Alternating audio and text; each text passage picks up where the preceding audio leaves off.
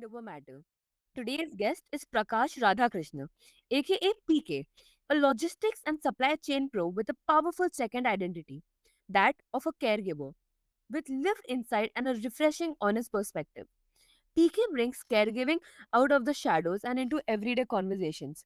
In a way that often hides pain behind productivity, this episode is a reminder that it's okay to not be okay and that care is strength, not a burden. Welcome to the show, PK. It's an honor to have you.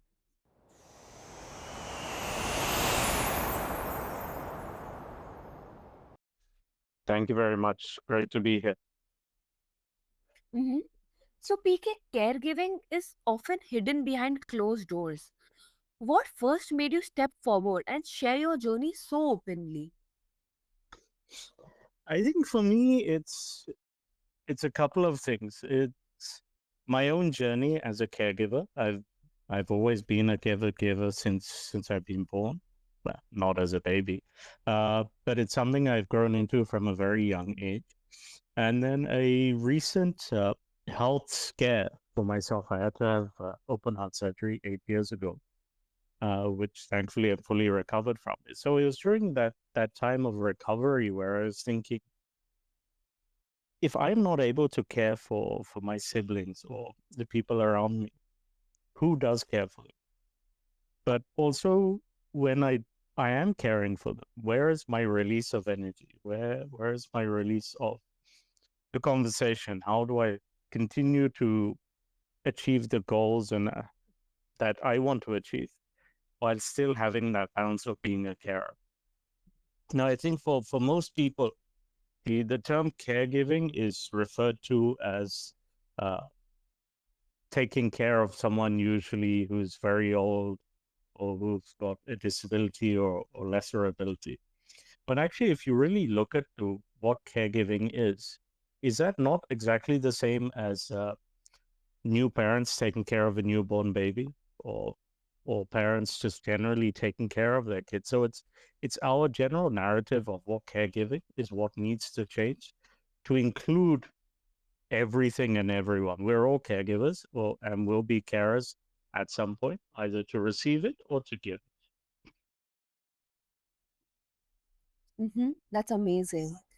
And was there a turning point where you realized that silence around caregiving was doing more harm than good? Great question. Absolutely, there was.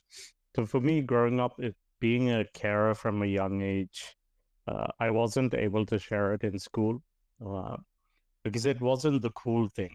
Growing up, you always want to be part of the trend, the next craze, the same as what everyone else is trying to do. But more importantly, you just want to fit in. You don't want to be different to everyone else. So as I got older, and it really came to town post my recovery of my surgery, was that I've been through all those struggles where people have found out that I'm a caregiver, the bullying, the harassment, uh, the name calling, ragging, all of that. But now I'm at an age where I can look back at it objectively and say, well, actually, it was some of the lessons I learned from being a caregiver that has allowed me to achieve some of the things that I've achieved, but also to appreciate the simpler things in life. That yes, we all want big cars, big house, to travel constantly, no responsibilities or restrictions. But being a caregiver can also teach you resilience. It can teach you discipline. It can teach you to forward plan with a clear vision and steps in order to attain that vision, which is something we all develop later on in life. But being as a carer, you have to have that plan in place. You have to have maybe a medical plan in place for the people that you're taking care of, or a health plan, and ensuring that day to day you're constantly meeting that, because anything slightly out of sync has a detrimental effect on the people that we are caring for.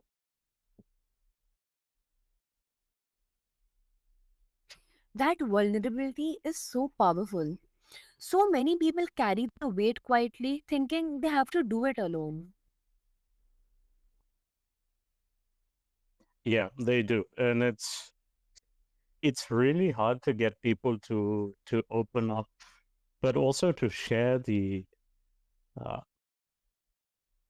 share the space that they're in. Because again, it's something which not many people like to talk about, especially if it's to those who've got special needs, learning disabilities, uh, lesser able. I mean, the general ailments in life as we get older become so common in conversation that it's easier to have. But even some of those people struggle to have a conversation. Someone gets leukemia or cancer or has to have a major surgery. It's still hard to have that conversation. So it's even harder when you're, say, a young caregiver. Imagine a 5, 6 year old who's trying to understand what caregiving is, but also trying to understand their place within society, but also how to express themselves. This is what I'm dealing with, but this is what I want at the same time. Mm-hmm. Right. And you bring a unique blend of logistics thinking and lived caregiving giving experience. How has your professional background helped or challenged you in navigating the demands of care? Uh, Good question. I think being living so close to an international hub airport, logistics has always been in my blood. It's something that few of my family members have worked within the industry. So I'm fortunate in that sense. But it's also taught me that your timings, your attention to detail has to be on point. So if you have a deadline which is 9 o'clock on a Monday morning, 12 o'clock on that same Monday doesn't work. A deadline is a deadline. 9 o'clock is 9 o'clock. Because again, if you change that into a caregiving law, if medication has to be administered by 9 o'clock, it's no good to the individual you're administering the medication to at 12 o'clock because it may cause them to have a fit, it may cause them to have a seizure, it may cause them to have other issues that may arise from it. So it's being very clear and strict on your timings and reverse engineering. So you start working backwards. So 9 o'clock, I have to give the medication. So then by 8 o'clock, I have to get ready myself. And then 7 o'clock, maybe I have to work out rather than working forward and saying, TK, I'll have the medication whenever I want, or I can give the medication as long as it's being given. So I think logistics and caregiving really do go hand in hand. And as I've progressed throughout my career and grown and developed, it's also taught me a level of compassion, but also resilience. So now when I have my team or I need to engage with people within the industry, that level of compassion is there. That level of authenticity is also there. So when you go to meetings, it's not just about, okay, you're here to hit targets or to hit certain KPI. It's also to see how the other person is doing. Are they okay? Have they had enough fluids? Are they going to be okay for the meeting? But also, are they generally in a good space? Because any small thing outside of work can trigger our ability inside work and vice versa. So our problems at work, we sometimes bring home, which can be offloaded at the people that we're caring for. Shouldn't do, but sometimes it does. So therefore, it's not two separate worlds. They're both very, very much connected in themselves. But as caregivers, we try and keep it separately. Mm-hmm. Makes sense. And do you think we underestimate how much structure or systems can support emotional resilience? I don't think we underestimate it. I don't think we appreciate how much goes into it, but also how much uh, resilience is already deep within us. It's just about tapping into it and really getting clear and saying, okay, this is what I need to do. So in the morning, you get up, you've had a really good night's sleep, you're going to feel like a 10 out of 10.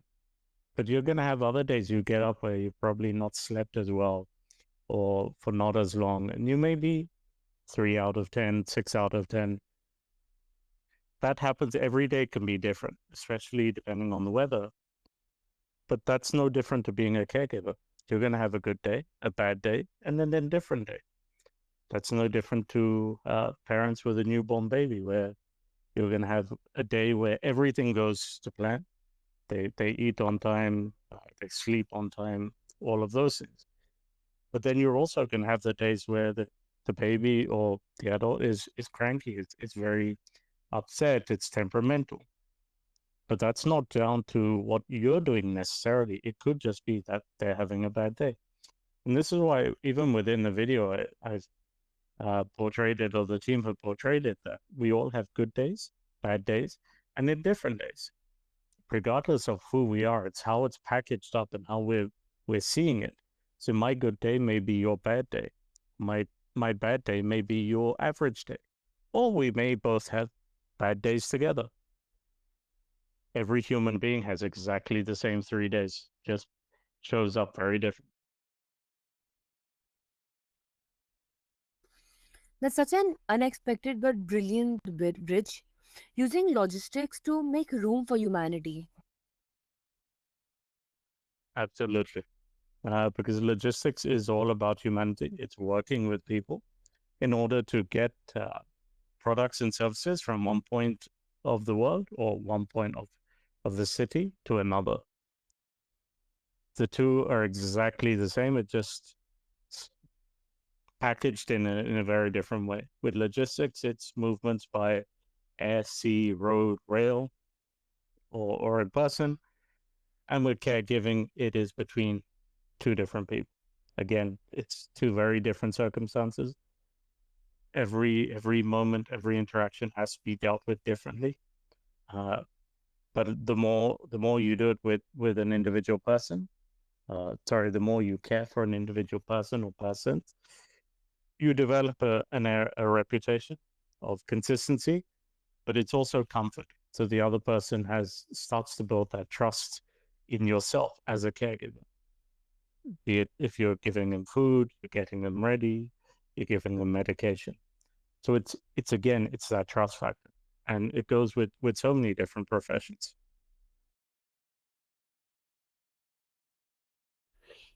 That's amazing. And you talked about normalizing the conversation around caregiving. What's one thing you wish people really understood about caregivers? Uh, we're all as unique as the next person, but we also want exactly the same things as everyone else. To be part of a community, to have that support, uh, to enjoy life, and to live it to the fullest. Whatever we're able to do, all our experiences, to live a happy, peaceful, and satisfied life. Because at the end of the day, we're all humans. We all want exactly the same things.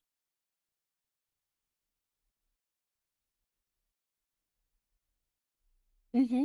Right. And how can friends and communities better support the invisible labor of care? Personally, for me, I think one of the biggest shifts that can be had is exactly what we're doing. The more that people are talking about it, the more people that are opening up and being authentic. That if rather than saying I'm having an okay day when actually you're having a really bad day, just say you're having a really bad day, and it may be a one day, it may be 1 week, 1 month, 1 year, 2 years, 5 years. But as the more that we're opening up and having these conversations, the more it's going to empower other people, maybe not directly, maybe not straight away, for them to really think that, you know what, PK had a bad day, but he was still able to open up and share and be honest about how he's feeling. And I think if we do that within the community, uh, globally, different cultures, different communities, uh, need to have the exact same conversations of being really authentic about just being a caregiver, because there's actually nothing wrong with it. Even though for some strange reason it's become a very taboo subject, honestly, there's nothing different to it. Like I said earlier on, to taking care of our elderly parents or taking care of a newborn baby. Exactly the same. It's just packaged very differently.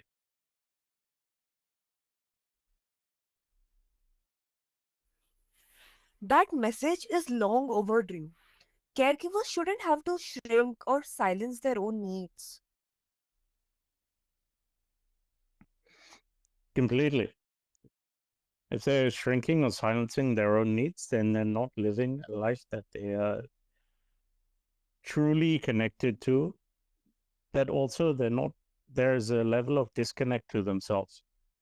And as a caregiver, the minute you lose that connection with yourself is when things can start getting more challenging on top of everything else that you do as a caregiver. Mm-hmm, absolutely. And so many caregivers struggle with guilt, burnout, or identity loss. How do you personally stay grounded and maintain your own sense of self through it? Honestly, I really don't know. But if I had to summarize it, I think it's just more about, again, being connected to myself. What are the things that make me happy? Is it going for a walk, spending time with family, eating a good meal, watching a movie? Things that really allow me to switch off, stay connected to me and who I am and what I'm about. So for me, it is going for a walk, going to the gyms, and ironically, spending time with my family. Uh, I'm blessed to have quite a large family, which are globally located. So traveling has always been a passion. But it's that travel time where I allow myself to be able to switch off because I can't do anything about what may or may not be happening. But I also get to feel normal by spending time with cousins, friends, family, going to weddings or family events, just to feel part of, again, that conversation of wanting to feel included and wanted.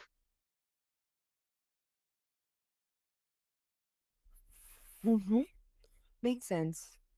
And what's one practice, mental, physical, or emotional, that keeps you centered on the hard days?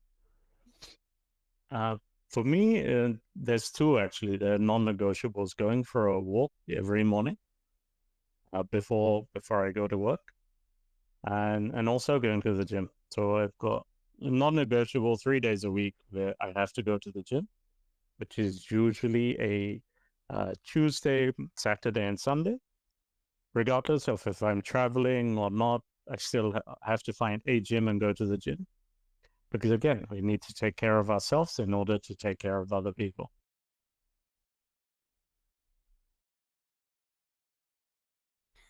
That reminder to center the self without shame is crucial, especially in cultures where self sacrifice is glorified.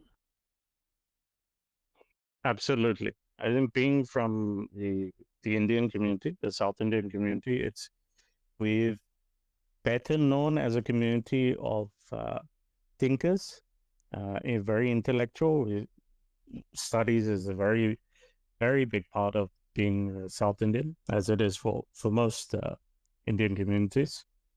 I can only speak for the Indian community as well, but it's just really being clear about this is who I am.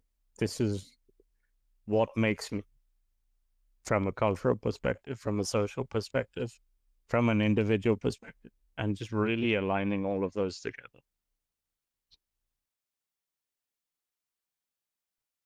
Mm-hmm.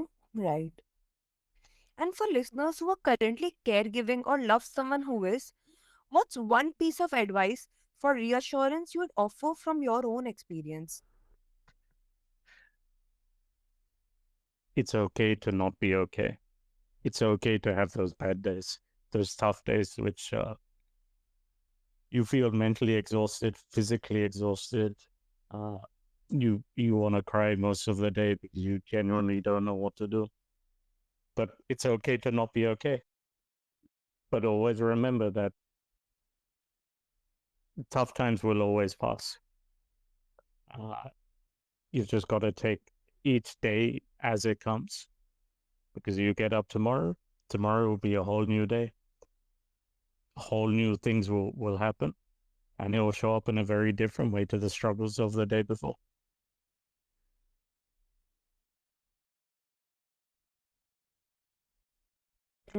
Absolutely. And for those feeling emotionally stretched thin, what's your message for staying human in the chaos? Self love, one of the most important things that you can do for yourself. Stay grounded, stay connected to yourself. Have some me time.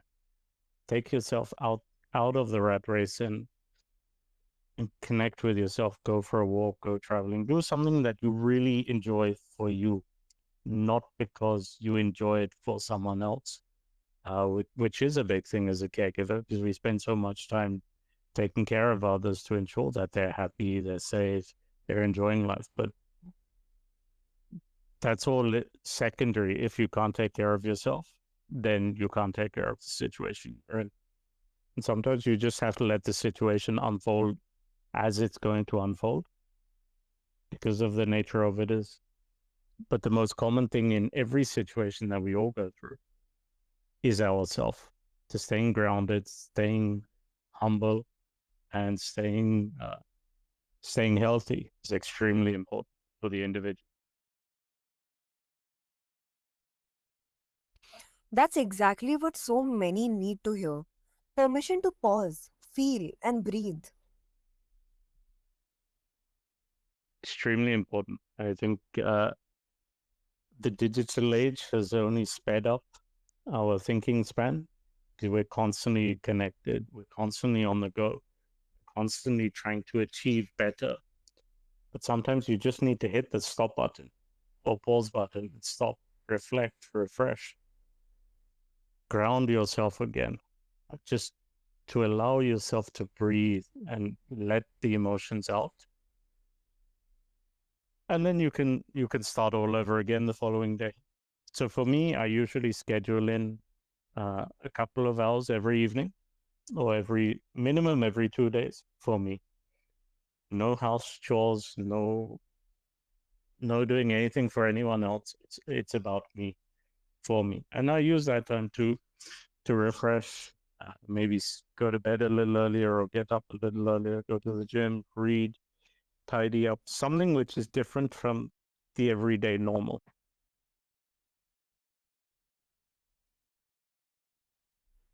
That's amazing.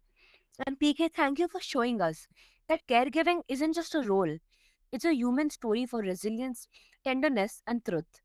And to all our listeners, if you're holding it all together behind the scenes, this is your nudge to speak, rest, and be seen.